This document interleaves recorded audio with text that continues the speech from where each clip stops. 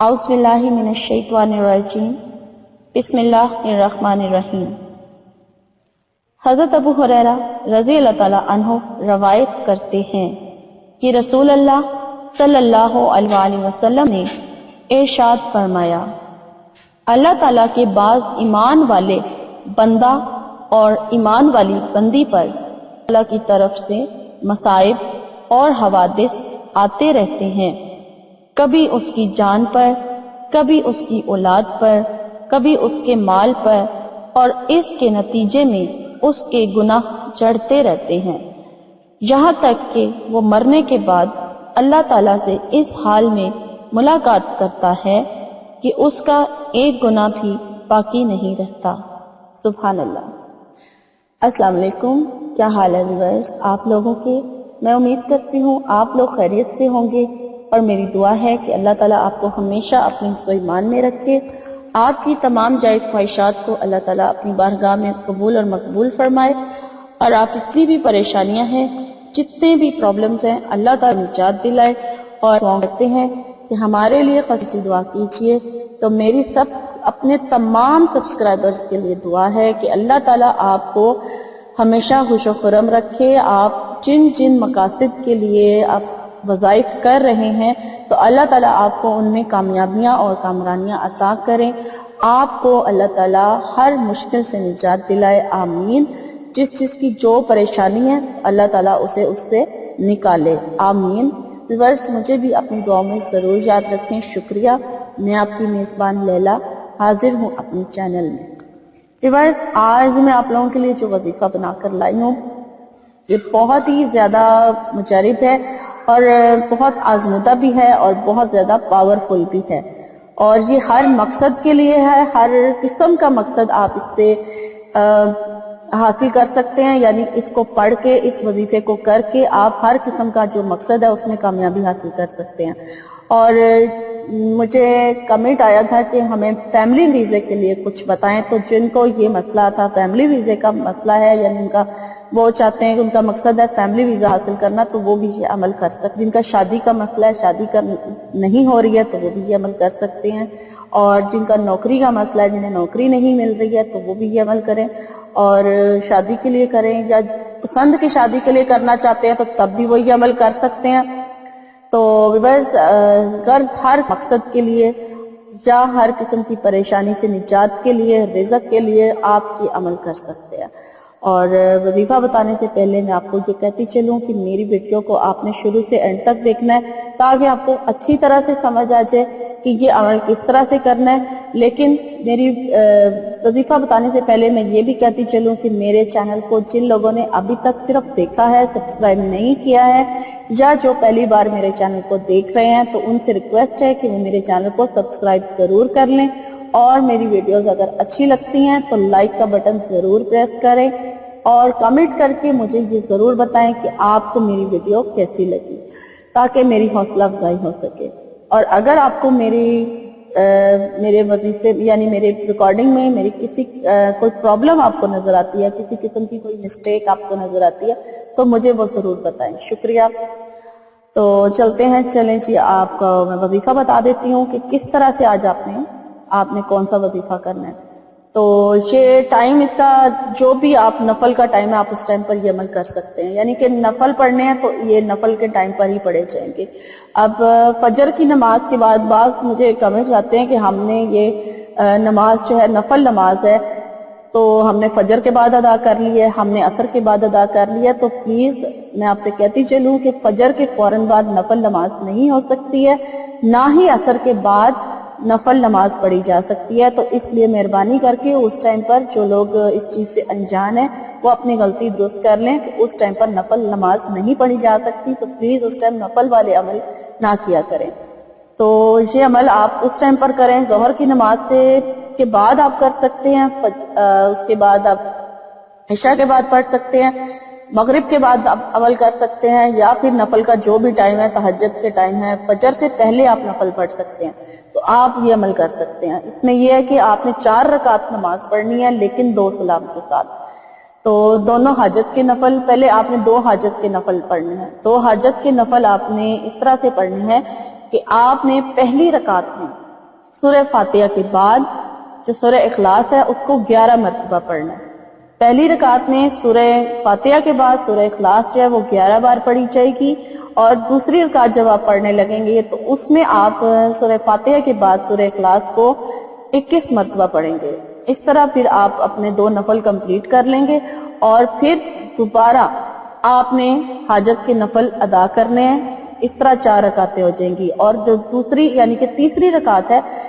تیسری رکعت اس طرح سے کہ جب دوبارہ آپ نفل شروع کریں گے تو اس میں جو پہلی رکعت ہوگی اس میں آپ نے سورہ فاتحہ کے بعد سورہ اخلاص کو 31 یعنی 31 ٹائم پڑھنا ہے، اور 31 ٹائم پڑھنا ہے، اور پھر اس کے بعد جب آپ دوسری رکعت پڑھنے لگیں گے تو آپ سورہ فاتحہ کے بعد سورہ اخلاص کو 1 بار پڑھیں گے۔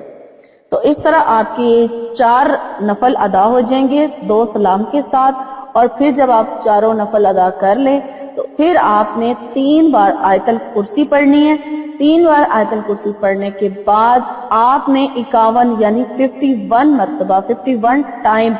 آپ نے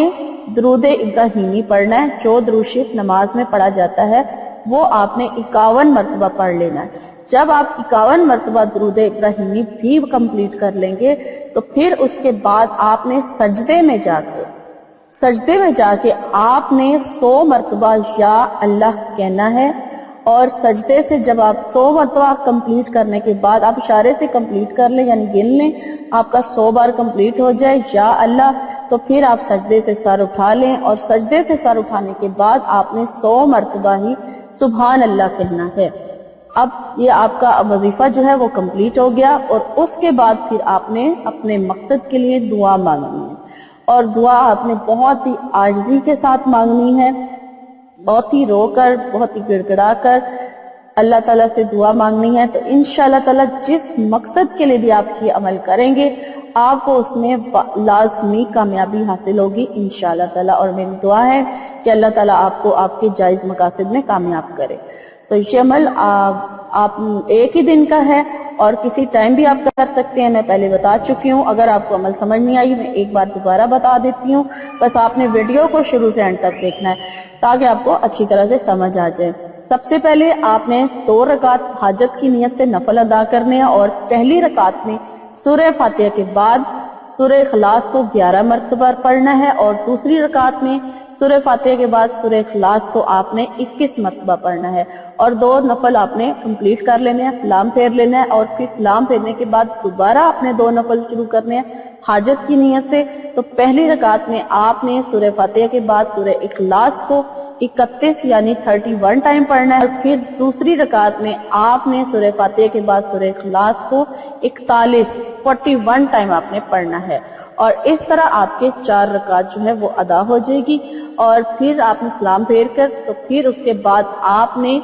3 مرتبہ آیت الکرسی پڑھنی ہے، 51 ٹائم درود ابراہیمی پڑھنا ہے، اس کے بعد پھر سجدے میں جا کے آپ نے 100 مرتبہ یا اللہ کہنا ہے، اور پھر سجدے سے سر اٹھا کر 100 مرتبہ ہی آپ نے سبحان اللہ کہنا ہے، اور اس طرح سے آپ کا یہ پورا ٹوٹل وظیفہ کمپلیٹ ہو جائے گا۔ اور سبحان اللہ کہنے کے بعد جب آپ 100 بار سبحان اللہ کہہ لیں اپنے مقصد کے لیے دعا کریں، انشاءاللہ تعالیٰ آپ کو لازمی کامیابی حاصل ہوگی۔ اور میری ویڈیو یہاں پر ہوتی ہے ختم۔ جانے سے پہلے میں ایک اور حدیث بھی شیئر کرتی چلوں۔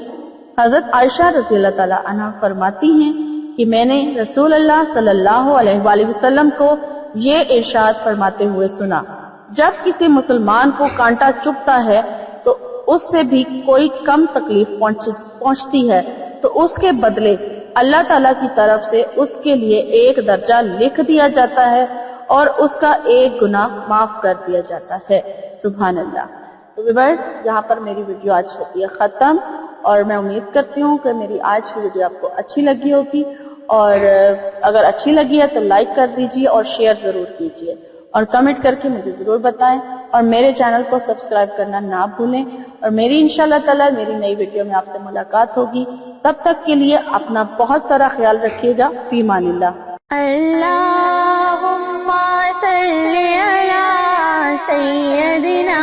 و مولانا محمد، اللہم صلی علی سیدنا و مولانا محمد۔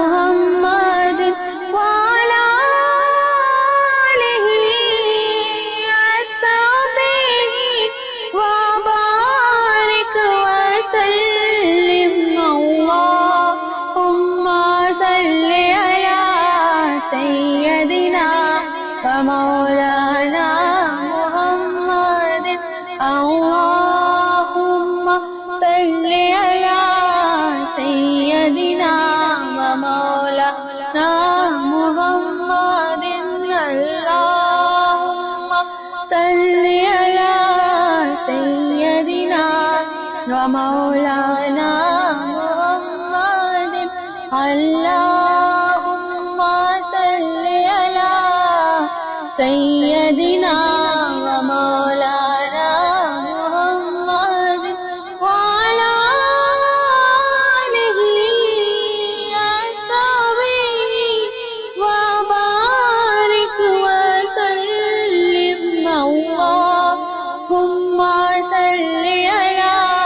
سيدنا ومولانا